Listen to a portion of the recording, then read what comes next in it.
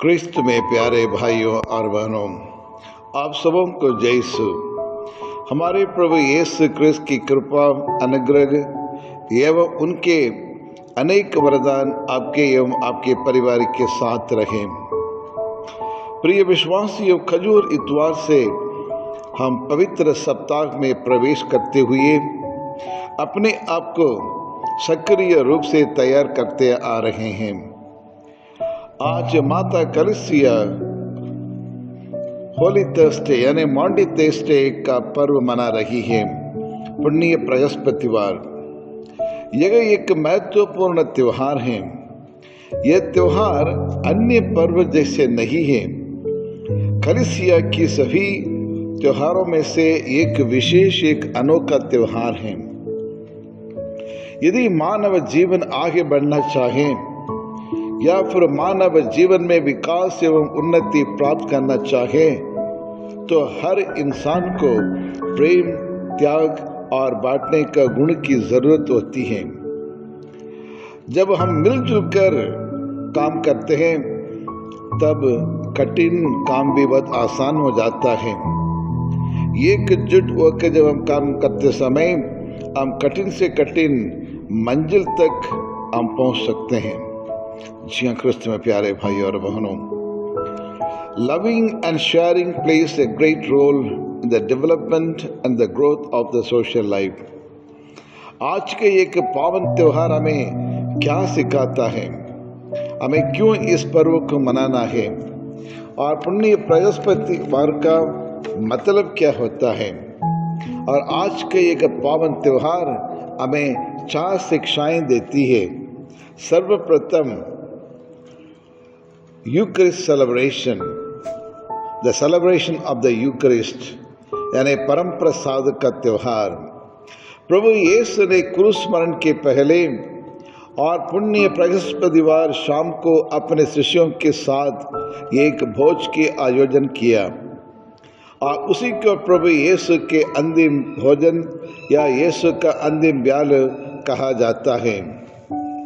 और यीशु के अंतिम ब्याल में क्या क्या हुआ और वही प्रभु यीशु ने परम प्रसाद की स्थापना की है। यह एक प्रेम का उत्सव है और it is the celebration of the Eucharist and it is the celebration of the relationship, रिश्तों का त्योहार है। ये बांटने का पर्व है, सेलिब्रेशन ऑफ शेयरिंग एंड सेवा का उत्सव है। यानी इन तमाम बिंदुओं पर आज मनन चिंतन करने के लिए माता कलीसिया हमें निमंत्रण देती है। सर्वप्रथम यूकरिस्त का उत्सव यानी द सेलिब्रेशन ऑफ द यूकरिस्ट। आज के दिन में प्रभु यीशु ने परम प्रसाद का स्थापना किया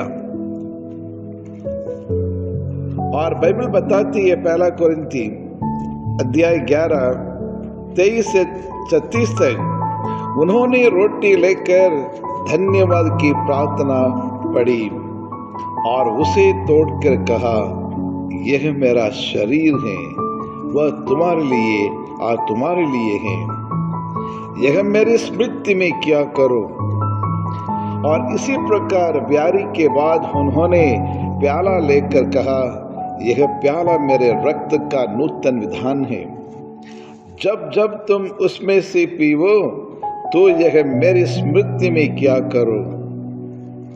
यह त्योहार क्रिस्त में प्यारे भाई और बहनों हमें यह बतलाता है कि ईश्वर में मनुष्य के प्रति कितना असीम प्यार है, कितना अनोखा करुणा है, दयालु है। इसलिए इस पर्व कृपा का त्योहार भी कहा जा सकता है। यूहन्ना सुसमाचार अध्याय 13 पद संख्या 34 से 35 तक, तुम एक दूसरे को प्यार करो, जिस प्रकार मैंने तुम लोगों को प्यार किया उसी प्रकार तुम भी एक दूसरे को प्यार करो। और यदि तुम एक दूसरे को प्यार करोगे तो उसी से सब लोग ये जान जाएंगे कि तुम मेरे शिष्य हैं। जी हाँ, क्रिस्त में प्यारे भाई और बहनों, every Eucharist is the continuous presence of our Lord Jesus Christ. परम प्रसाद में प्रभु यीशु का निरंतर उपस्थिति है। So it is the lesson that we had learned from Jesus.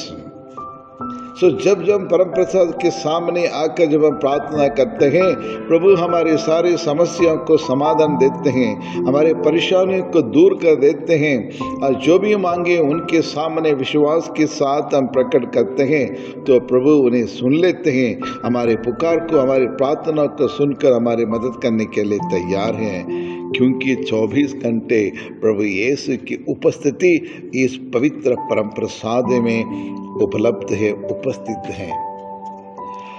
दूसरा, it is the celebration of relationship. यह रिश्तों का उत्सव है या रिश्ते का उत्सव है।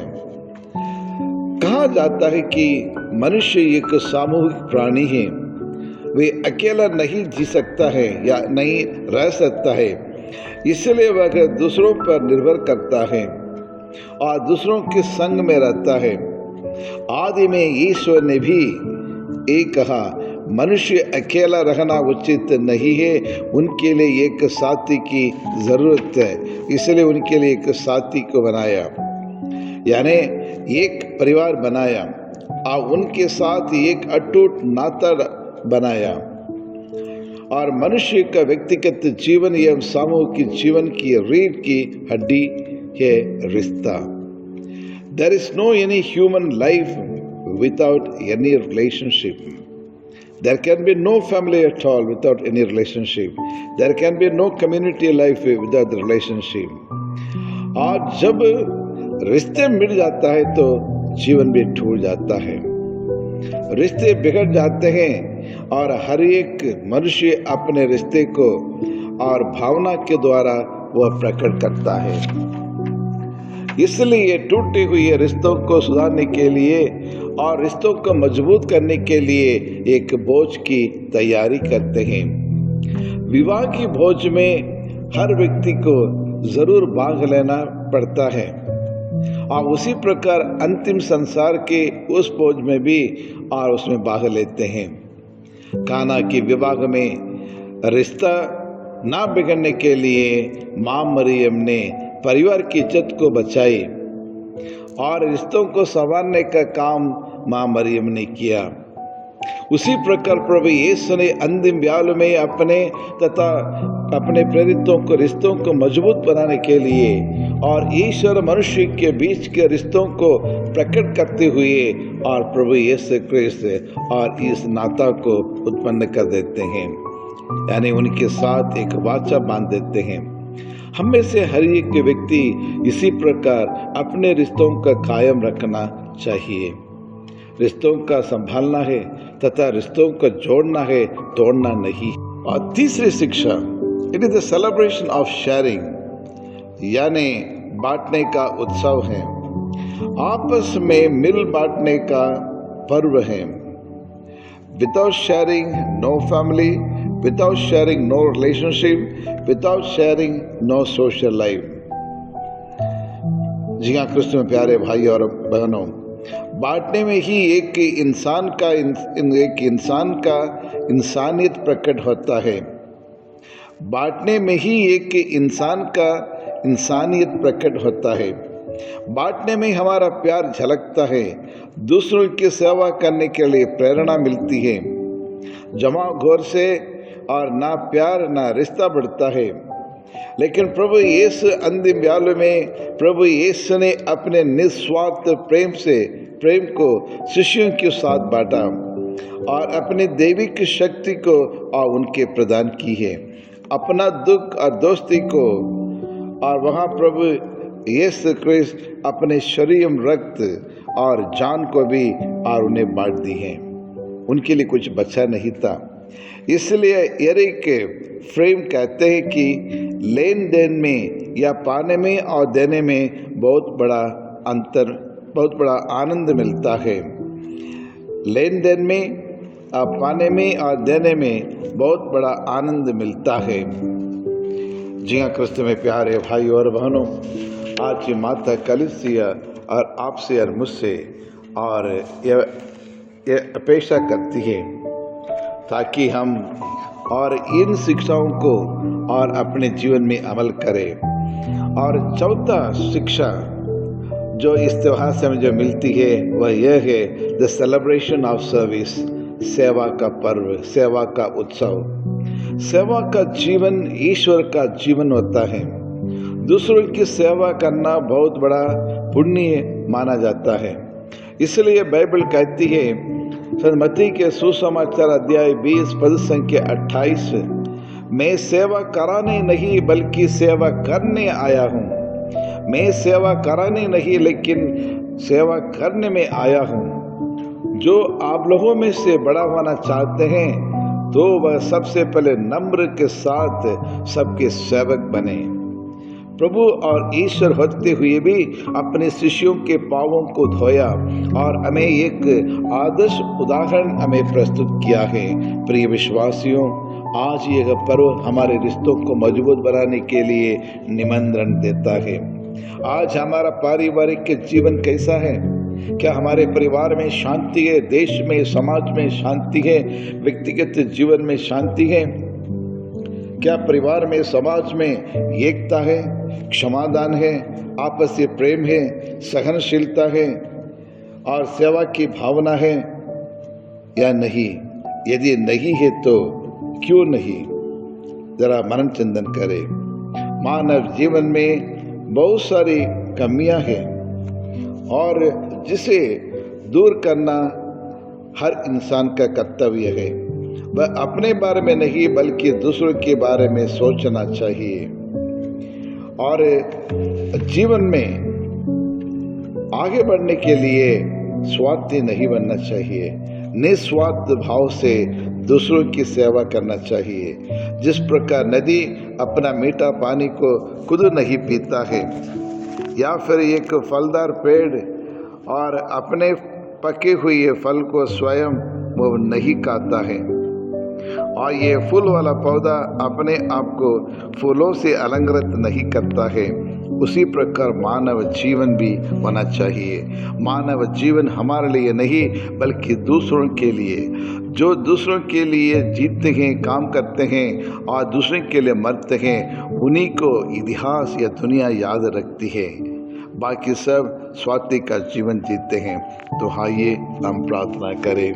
हे पिता परमेश्वर, हम आपको धन्यवाद देते हैं प्रभु, कोटि कोटि धन्यवाद हम आपको देते हैं। आपने हमारे हर आवश्यकताओं को पूरा करने वाला परमेश्वर हैं। जब जब हम आपके चरण में महाए प्रभु, हमारे सारी प्रार्थनाओं को, निवेदनों को स्वीकार किया और उसका फल हमें प्रदान किया है।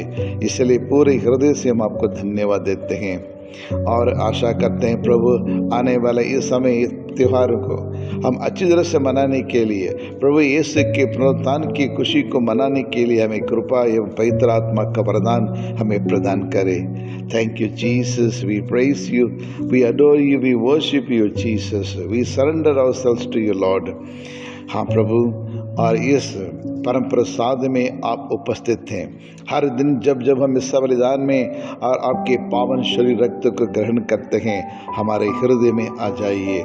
हमारे हृदय को अपने निवास स्थान बना दे, हमारे परिवार को अपने निवास स्थान बना दे, ताकि हम आपस में एक दूसरे का सम्मान कर सकें, एक दूसरे को अपनी खुशी को, दुख को बांट सकें और एक अटूट, एक मजबूत रिश्ता और बरकरार रखने के लिए हमें अपनी कृपा प्रदान करें। यही प्रार्थना हम करते हैं हमारे प्रभु यीशु क्रिस्त के द्वारा।